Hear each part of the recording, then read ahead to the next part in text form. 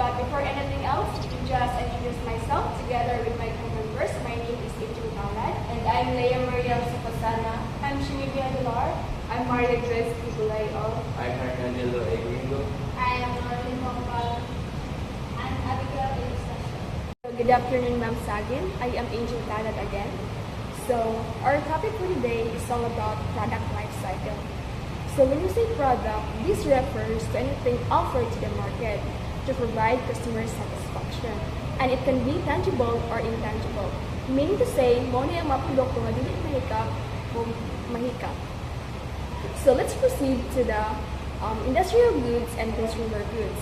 So, when we say consumer goods, these are the goods that we purchase for our own family consumption and no intention of selling it to others. While industrial goods, these are the goods are purchased by an individual or organization to modify or to distribute them to the ultimate consumer in order to make profit. There are two classifications of goods. Number one is consumer goods versus industrial goods. Number two, good products including non-durables and durables versus service products. And that's all. Thank you. 2. Shopping goods. Consumer want to be able to compare products. Automobiles, appliances, furniture, and homes are in this group. Shoppers are willing to go to something to compare values, and therefore these goods need not be distributed so widely. Although many shopping goods are nationally advertised, often it is the ability of the retailer to differentiate itself that creates the sale. Example of shopping goods are clothing like designer clothes and shoes, electronics like smartphones and laptops, furniture like sofa and bed, and cars. 3. Specialty goods represent the third product classification. From the consumer's perspective, these products are so unique that they will go to any length to seek out and purchase them, almost without exception. Price is not a principal factor affecting the sales of specialty goods. Although these products may be custom-made or one-of-a-kind, it is also possible that the marketer has been very successful in differentiating the product in the mind of the consumer. Example of specialty goods are luxury cars, Lamborghini and Rolls-Royce, high-end fashion, Gucci and Louis Vuitton, designer jewelry, diamonds and gold, custom-made products, tailored suits, and bespoke shoes. My topic is all about classification of consumer goods. There are 3 types. First, a convenience good is one that requires a minimum amount of effort on the part of the consumer. Extensive distribution is a primary marketing strategy. The product must be available in every conceivable outlet and must be easily accessible in these outlets. Vending machines typically dispense convenience goods, as do automatic teller machines. These products are usually of low unit value. They are highly standardized, and frequently they are nationally advertised.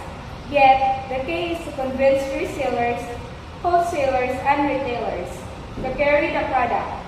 If the machine is not available when, where, and in a form of desirable by the consumer, the convenience product will fail. Example of convenience goods are snacks like chips or candy, beverages, water or soda, toiletries, toothpaste, and shampoo. So next is classification of industrial goods. So when we say classification of industrial goods, is mo ni siya ang usa ka product na gi-use sa isa ka negosyante o pabrika para makahimo og lain pang mga produkto. Like for example, ang usa ka negosyante is nag-buy siya og mga kahoy sa isa ka company aron maghimo siya og furniture nga iya ang ibaligya. So we have the next is the manufactured product. So ang manufactured product are items that had already been processed or made in a factory. They are not raw materials anymore because they went through machines or workers to change their shape and form. So mo to siya, ang isa ka negosyante is nang buy siya og nanguhud sa isa ka product. So well, this manufactured product is kanang i-process na siya ang isa ka goods for para himuog furniture. So kanang gi-went through machine na siya or mga workers para mag-change sa shape or form sa isa ka furniture. So next is semi-manufactured goods. Ang semi-manufactured goods are raw materials that have been partly processed or gi-process siya gamay. But still need more work because they can be used. They are not ready for the final products yet, so business needs to process them further. So mato siya, sa manufactured good is gi-process na siya machine. So ang dili sa manufactured goods kay kanang ang katong mga tiil sa mga furniture for example table and then cabinet, ilan na itong ipantaod para mahimo na siya ang furniture or lamisa. And then pampintala na siya para magamay na lang ang proseso. And then next is we have the parts. So parts are products that are already made and ready to use in making others products. So they don't need more processing. They are just added the final product. So some parts we have naman sa manufactured products, sa may manufactured products, and then some part is the final product na nga ready to sell na siya, like na humana naman siyang pintal, shape, and then kanang pagbutang sa mga tiil sa furniture or mga tiil sa mga lamisa or furniture, so ready to sell na siya. So that's all my So my assigned topic is all about the 5 stages of the product life cycle under components. The 5 stages are the product development, introduction, growth, maturity, and decline. So first, we have the product development. After anything else happen, of course, we need to develop a product. So product development, this is the period during which new product ideas are generated, operationalized, and tested prior to commercialization. So again, from the word itself, product development, this is the first stages which we come up with a product. So the second, we have the introduction. This is the period during which a new product is introduced. Initial distribution is obtained and promotion is obtained too. So introduction. So the product that you develop, you will introduce it to anyone or to your target customer or the consumer. So the third, we have the growth, the period during which the product is accepted by consumer. And the trade, initial distribution is expanded, promotion is increased, repeat orders from initial buyers are obtained, and word of mouth advertising leads to more and more new users. So growth, so when you're done developing your product and giving the introduction of it, so this is where the outcome, maybe the growth is the outcome of your developed product. So this is where this is when will you know that your product is okay ba siya or may grow budget siya. So in terms of growing your product, you can receive a positive feedback from your product, and there are many kanang customer keeps buying and repeat balik sila sa imong product, like naangay sila. So the fourth one, we have this maturity. This is the fourth stage of the product, the maturity. This is where the period during which competition becomes serious. Towards the end of this period, competitors' product cut deeply into the company's market position. So maturity, this is where you have the competition to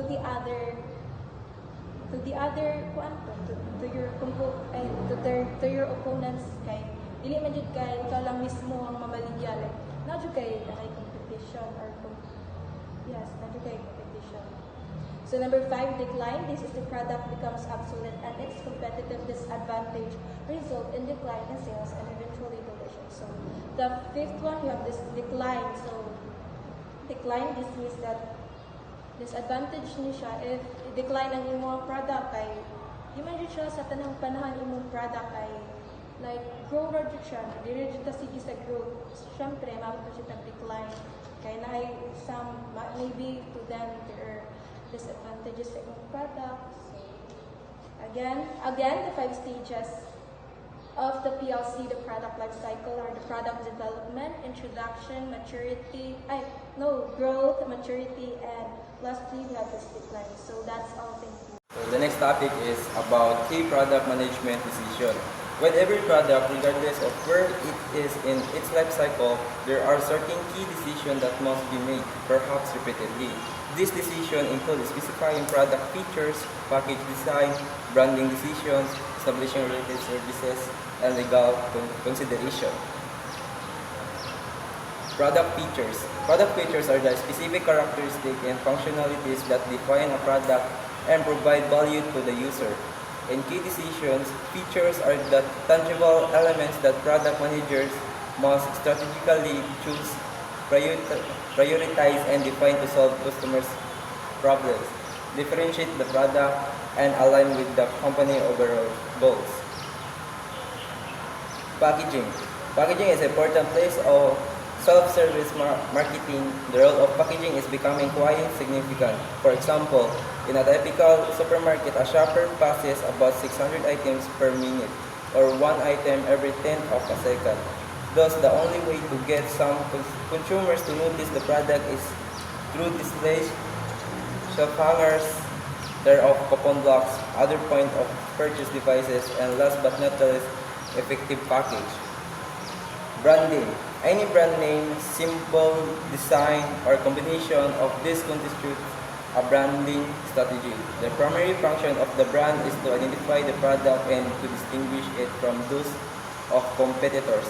In addition, from the perspective of the buyer, it may simply be consistent quality or satisfaction, enhance shopping efficiency, or call attention to new products.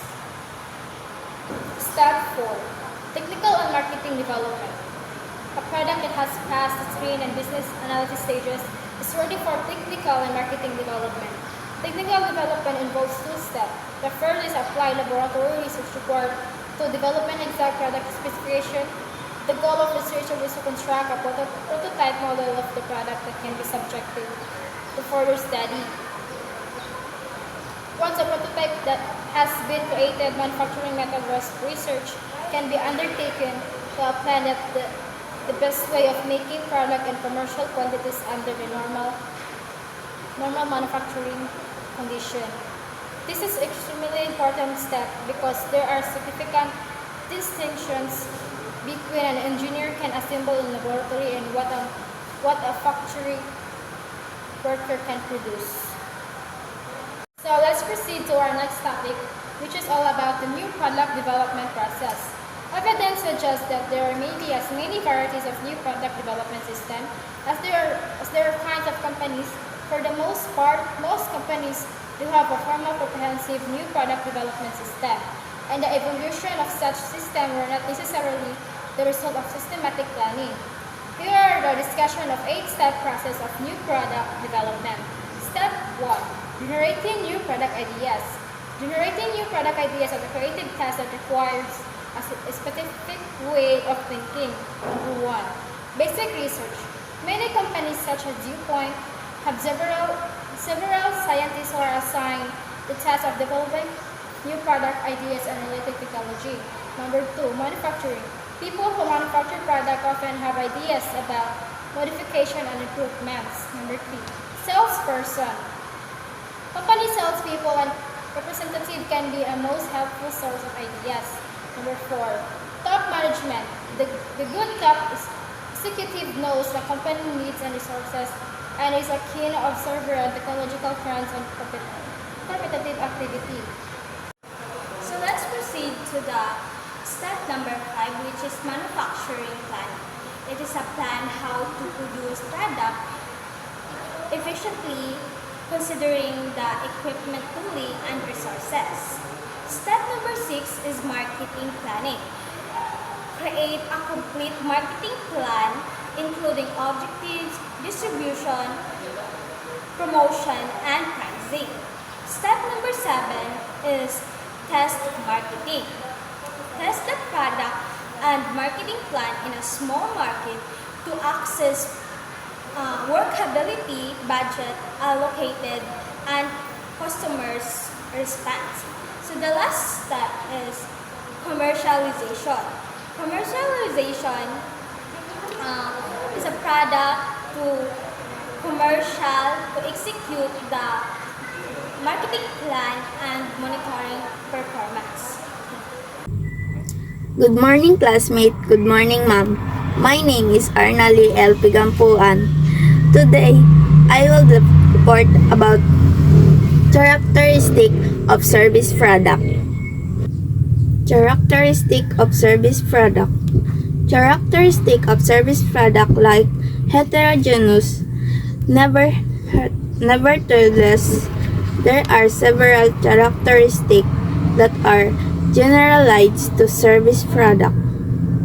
Intangible, as noted by Barry, a good is an object, a device, a things, a service is a deed, a performance, an effort. With the purchase of good product, you have something that can be seen, touched, tasted, worn, or displayed. This is not true with a service, although you pay your money and consume the service. This is nothing tangible to show for it. For example, if you attend a professional football game, you can spend for a ticket and spend nearly 3 hours taking in the entertainment. Service products differ from physical goods because they are intangible, meaning they cannot be seen, touched, or stored. When you buy a service, you pay for an experience, performance, or effort rather than a physical item. For example, like what you say that when you attend a football game, you pay for the entertainment and the experience, but you don't go home with a physical product. Services are also variable. Variable means quality can differ. Inseparable, it means produce and consume at the same time. And we have perishable, cannot be stored for later use.